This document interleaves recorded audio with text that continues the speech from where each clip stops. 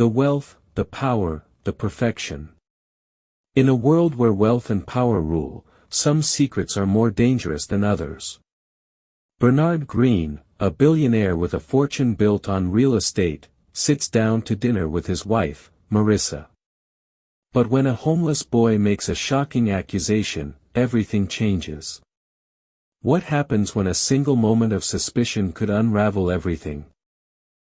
The cafe is filled with the sounds of polite conversation, laughter, and clinking glasses, a place where only the elite come to dine.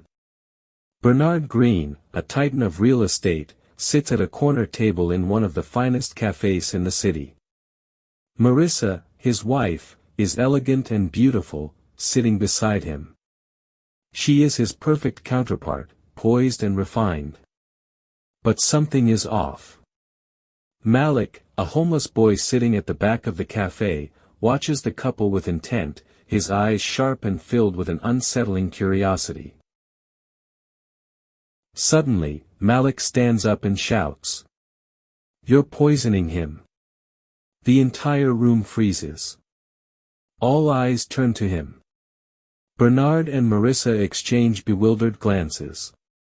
Malik, pointing directly at Marissa, accuses her of tampering with Bernard's soup. He claims he saw her pour something into it when Bernard wasn't paying attention. A ripple of whispers begins. The tension in the room escalates. Marissa stands up quickly, Marissa's face flushes with anger. "How dare you accuse me?" she shouts, slamming her hand on the table. She knocks over the soup bowl, spilling the contents onto the table. Bernard, who had been calm, is now visibly shaken. "Is this true?" he asks, his voice steady but filled with concern. His gaze shifts from Marissa to the boy, and the room grows more tense. Is the soup poisoned? What did Marissa do? The air thickens with suspicion. Marissa's composure begins to crack as she struggles to maintain control. The room falls silent. The cafe is now in a state of unease. Patrons watch, some whispering, others holding their breath. Bernard's eyes shift from Marissa to the soup, then back to Malik. Bernard stares at his wife, processing the accusation. Is there truth to what the boy said? Is the soup poisoned? Malik stands his ground, unfazed, as the tension builds. Marissa is visibly sweating, her face flushed with anger and fear. Her perfect facade is crumbling.